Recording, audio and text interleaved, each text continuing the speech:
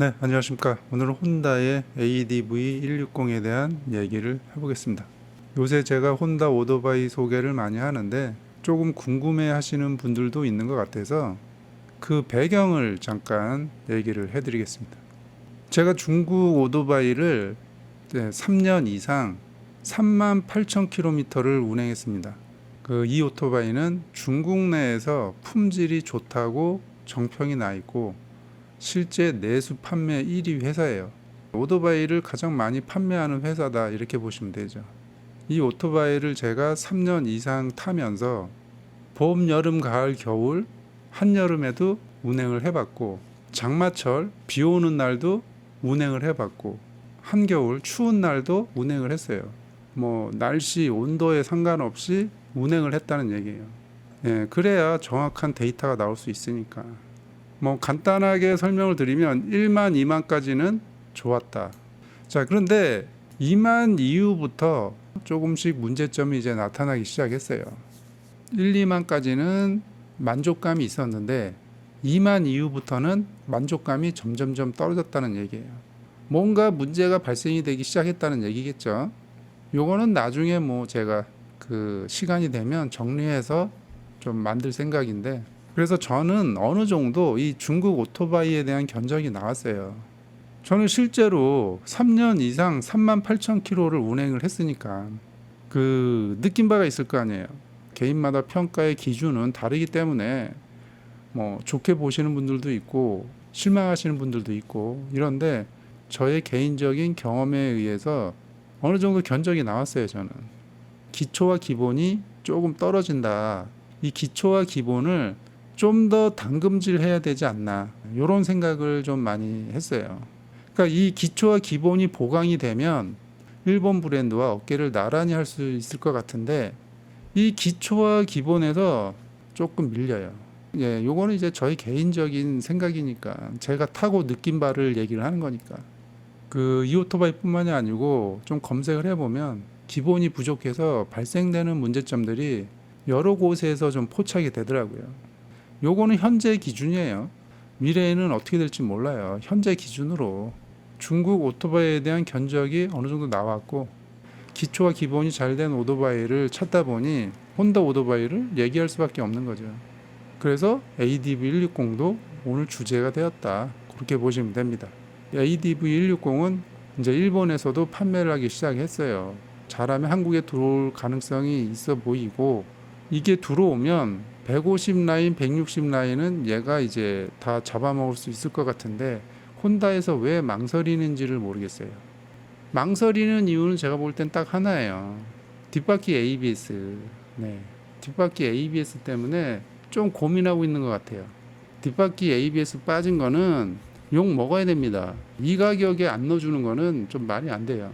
그래서 ADV160은 시작부터 마이너스 10점이 되는 거예요. 시작부터 마이너스 10점. 뒷바퀴에 ABS가 없으니까. 그럼에도 제가 왜 얘를 소개하느냐. 얘는 기초와 기본이 됐으니까 마이너스 10점이 돼도 얘는 90점이거든요. 그래서 소개를 하고 혼다 코리아는 얘를 좀 가지고 와라. 그런 뜻으로 만들었습니다. 하나씩 볼까요? 자, 파랑색으로 된 ADV160. 125 PCX 타는 사람들이 160으로 보험 많이 하잖아요. 150에 대한 수요가 있어요. 얘가 들어오면 150 라인에 있는 애들이 조금 싫어할 거예요. MX 155도 좀 타격을 받을 것이고, 당연히 UHR, UFR도 타격을 받겠죠. 기초와 기본이 가장 잘 된 애가 얘니까. 그리고 혼다가 이 ADV 장르의 원조고, 이 ADV 디자인을 카피해서 나오는 회사들이 굉장히 많잖아요. 그러니까 최초 장르 개척자는 혼다잖아요. 어쨌거나. 자, 여기 보면 LED 라이트가 다 들어가 있고, 그 다음에 스크린은 2단계 조절이 된다. 이거는 수동 같아요. 그리고 머플러는 이렇게 위로 좀 올라갔다. 어드벤처 스타일에 맞춰서 스마트폰 연계된다.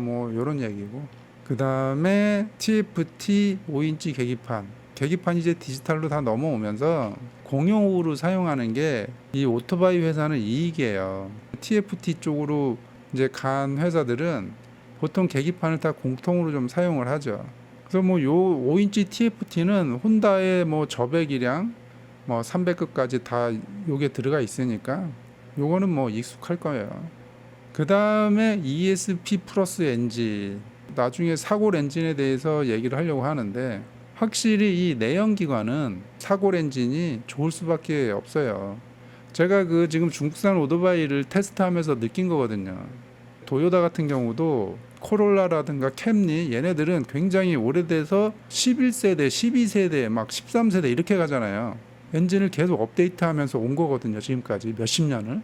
도요타 엔진이 내구성이 좋은 게 결국은 사골 엔진을 계속 업데이트한 거였거든요. 그러니까 엔진의 내구성과 장고장은 얼만큼 업데이트를 계속 했느냐에 좀 좌우가 되는 것 같아요. ESP 엔진이 나온 지가 2010년, 거의 한 2010년 정도에 나왔잖아요.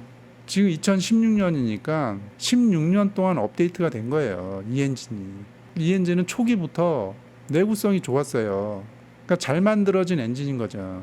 기본적으로 잘 만들어진 엔진에서 16년 동안 업데이트가 됐으니 미세하게 안 좋았던 부분들이 계속 손질을 한 거거든요. 그래서 내연기관은 사골 엔진의 그 축적된 노하우를 따라갈 수가 없다.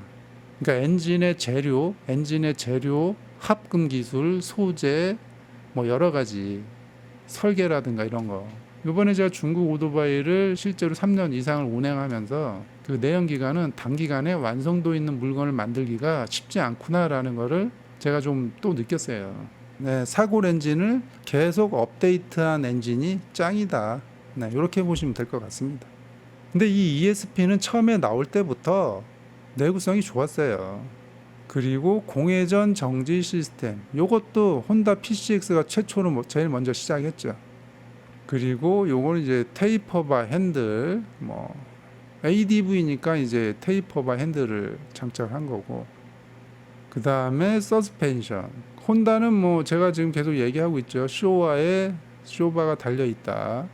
뒤에는 이제 뭐 가스 쇼바가 달려 있고, 프론트를 도립을 해줬으면 어땠을까 이런 생각이 좀 드네요. 왜냐면 장르가 얘는 ADV라고 했으니까. 자, 그런데 최대한 스트로크를 확보하기 위해서 130mm까지 확보를 했다고 합니다. 이 뒤에는 이제 3단으로 조절이 되는데, 요건 이제 스프링 조절 같아요. 그 다음에 브레이크. 제가 계속 얘기했지만 니신 브레이크 캘리퍼랑 마스터 실린더, 이 세트가 다 니신을 사용하고 있어요. 그러니까 이 브레이크도 만약 캘리퍼는 니신인데 마스터 실린더는 노브랜드야, 이러면은 궁합이 안 맞습니다. 그러니까 캘리퍼 따로 마스터 실린더 따로 하면 궁합이 안 맞는다고요. 지금 우리나라에 들어온 중국산 중에 이런 경우 있죠. 니신 브레이크 캘리퍼를 쓸 때는 마스터 실린더도 니신으로 써야 궁합이 더 잘 맞아요. 품질도 더 좋고. 제가 늘 얘기하는 게 있잖아요. 파츠를 좋은 걸 써야 된다. 니신이면 중상급이에요. 네. 가장 많이 아픈 거 1채널 타입의 ABS. 네. 이 가격에 ABS를 뒤에 안 넣어주는 거, 요거는 문제가 있다. 그래서 마이너스 10점. 그 다음에 TCS가 무슨 기능을 하는지 이제는 다 아시잖아요. 네, 그래서 뭐 이거에 대한 얘기는 추가적으로 안 하겠습니다. 그래서 TCS도 들어가 있다, 요거고, 스마트 키 시스템, 스마트 키가 들어가 있다, 요거고, 그 다음에 요거는 이제 트렁크 넓죠. 내부에 스마트폰 충전하는 포트도 있다, 요거고, 얘도 긴급 정지 신호, 네, 요 시스템이 들어가 있다. 긴급하게 정지할 때 자동으로 이렇게 깜빡깜빡 비상등이 켜지는 요 시스템, 요거 아주 좋아요. 모든 오토바이에 기본으로 들어가면 좋을 것 같은데, 요런 거는 좀 법적으로 좀 강제를 좀 하든가. 그래서 이 ESS, 이 긴급 정지 신호는 참 좋은 시스템이에요. 네. 네, 이게 보면 여기도 써 있잖아요. 추돌의 가능성을 감소시킨다. 그러니까 뒤차가 오토바이를 들이받을 확률이 줄어든다는 거거든요. 네. 그 다음에 시트는 780mm. 네. 그 다음에 모든 등화류는 LED다, 이건데, 그리고 요새 중국산 오토바이에서 LED 불량이 많이 나타나더라고요. 그러니까 이 LED를 사용하는 목적이 저전력, 그러니까 전기를 적게 먹고 수명이 긴 게 LED의 장점이거든요. 이게 반도체로 만들어진 거잖아요. 저전력의 수명이 긴 게 장점인데 지금 그 LED가 고장이 나고 있어요, 지금. 만약에 전구면 전구 그 얼마 안 하잖아요. 전구만 딱 갈면 되는데 이 LED는 단기에 고장이 나면 굉장히 손해예요. 그 모듈 전체를 갈아야 되는 거라서 막 몇십만 원 한다고요, 이게. LED 등이 지금 불량이 나서 고장 나는 사례가 계속 올라오더라고요, 지금. 그 여러분들 이 LED 등화류 이거 AS 기간 이후에 고장 나면 기본이 몇십만 원이에요, 이거. 그러면은 LED로 해가지고 좋은 점이 하나도 없는 거죠. LED는 10만 원 가야 돼요. 그 전에 고장 나면 금전적인 손실이 많이 발생해요. 요게 또 지금 중국 오토바이에서 나타나는 특징. 네. 혼다 오토바이에서는 이런 현상들이 드물잖아요. 판매량 대비 LI를 보면 나오거든요. 그것도 결국은 또 기초와 기본으로 연결이 되는 거예요. 자, 이제 스펙을 한번 봅시다. ADV160 시트 높이는 780mm, 차량 중량은 137, 무게도 좋잖아요. 137kg. 얼마나 좋습니까? 연비도 리터당 52kg. 자, ADV160의 출력이랑 토크를 잘 보세요. 출력이 얘는 16마력이에요. 8500rpm에 16마력.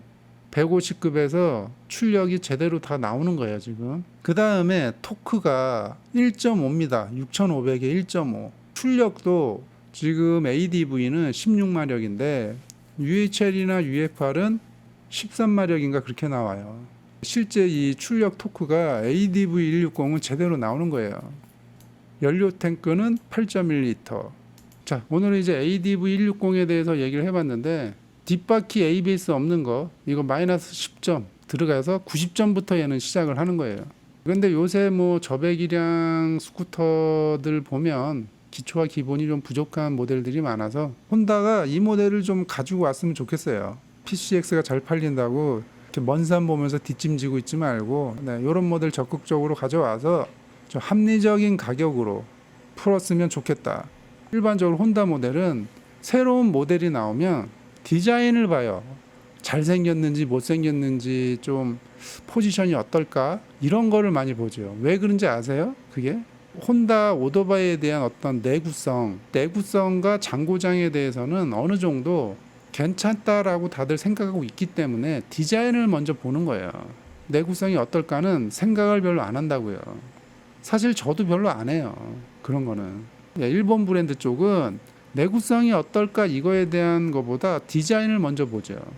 왜냐하면 내구성은 충족이 됐기 때문에. 그런데 이제 중국 브랜드는 제가 뭐 3년 이상 겪어봐서 새로운 시각을 가지고 있지만 디자인을 보기 전에 이게 걱정이 들어요. 아, 내구성은 어떨까? 장고장은 괜찮을까? 부품은 잘 들어올까? 서비스는 잘 될까? 요런 거. 요런 게 혼다 오토바이와 중국 오토바이의 차이점이에요. 그러니까 중국 오토바이는 먼저 내구성이 좋을까? 장고장은 없을까? 부품 수급은 잘 될까? 부품 가격은 합리적일까? 수리는 잘 될까? 이거를 불식시키는데 먼저 초점을 맞춰야 되지 않을까? 이 혼다처럼 디자인을 보고 오토바이를 선택할 수 있는 그 수준 그게 아니거든요, 지금. 혼다는 디자인을 보고 오토바이를 선택할 수 있는데 중국 브랜드는 아직까지는 디자인을 보고 오토바이를 선택하기가 쉽지 않다. 제가 지금 3년 이상 중국 오토바이를 타고 느낀 저의 생각입니다. 뭐 좌우간 ADV160이 좀 들어왔으면 좋겠어요. 일본에 이게 판매되기 시작했기 때문에 한국에도 잘하면 들어올 것 같아서 제가 요걸 한번 다뤄봤습니다. 오늘은 여기까지 하겠습니다.